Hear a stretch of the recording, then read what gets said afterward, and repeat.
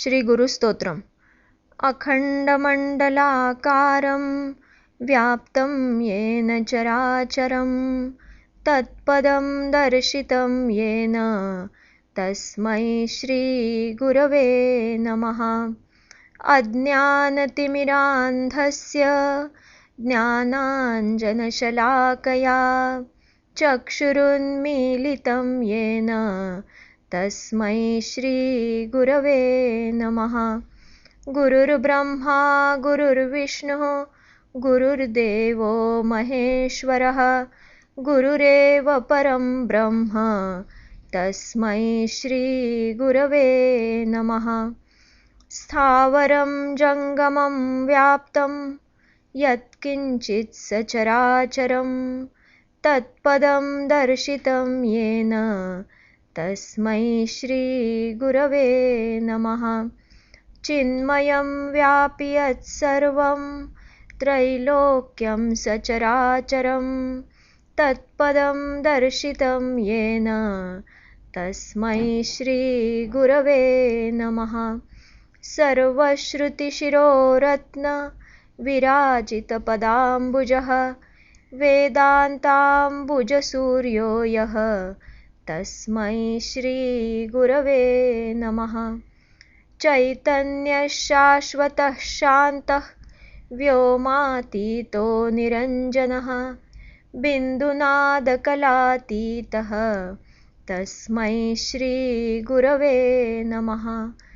ज्ञानशक्तिसमारूढः तत्त्वमालाविभूषितः भुक्तिमुक्तिप्रदाता च तस्मै श्रीगुरवे नमः। अनेकजन्मसम्प्राप्त कर्मबन्धविदाहिने आत्मज्ञानप्रदानेन तस्मै श्रीगुरवे नमः। शोषणं भवसिन्धोश्च ज्ञापदं सारसम्पदः गुरोः पादोदकं सम्यक् तस्मै श्रीगुरवे नमः। न गुरोरधिकं तत्त्वं न गुरोरधिकं तपः तत्त्वज्ञानात् परं नास्ति तस्मै श्रीगुरवे नमः। मन्नाथ श्रीजगन्नाथः मद्गुरुश्रीजगद्गुरुः मदात्मा सर्वभूतात्मा तस्मै श्रीगुरवे नमः। गुरुरादिरनादिश्च गुरुः परमदैवतं गुरोः परतरं नास्ति तस्मै श्रीगुरवे नमः। त्वमेव माता च पिता त्वमेव बन्धुश्च सखा त्वमेव विद्या द्रविणं